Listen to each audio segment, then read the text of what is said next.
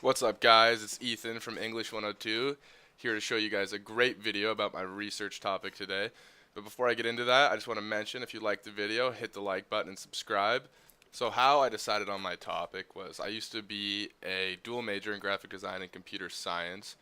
So the things that interested me most from both of those fields were, one, for graphic design, how art will like direct your eye movement through a painting or a picture or whatever it is, and how it kind of controls what the viewer is thinking about, where their eyes are going, and also how different colors and different things can elicit different emotions.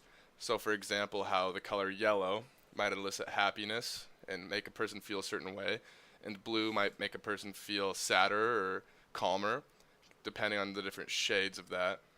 And then from the computer science aspect of that, I would say I was most interested in UX, or user experience, or UI, user interface, and how both the art and the buttons can kind of direct someone through it, if, whether it's intuitive or not, or very frustrating to look at.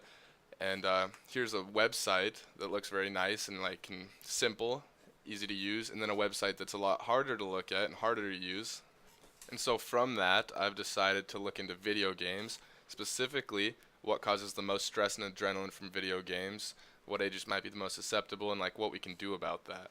Video games have the ability to make people rage and angry and very frustrated, while they also have the ability to bring someone joy and feel a lot of happiness. Video games can be very intense and put you in a lot of different situations that you obviously wouldn't come into contact day to day. And this can cause kids to have issues with their parents and peers, as well as interrupt their sleep schedules, as it causes the flight or fight response, which brings about a lot of adrenaline.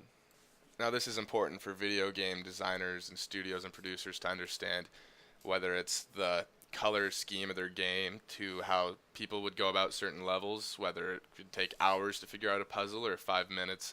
And it's also important for parents to understand how it's affecting their kids, as well as psychologists and educators to understand how video games are affecting their kids that they're working with, especially in today's day and age where 91% of kids ages 2 to 17 are playing video games. And specifically, this is really important for media psychologists to understand, who work directly with the interaction of human behavior and how that works with media and technology. It's also really important for parents to understand this, whether it's giving them more screen break time throughout the day, right before bed, choosing video games for them that are less stressful and intense, causing less adrenaline, making them easier to manage and easier for them to fall asleep after playing.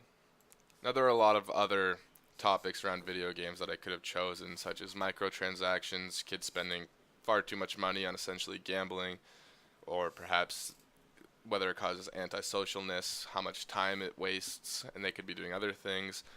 The controversial, does it cause kids to be more violent?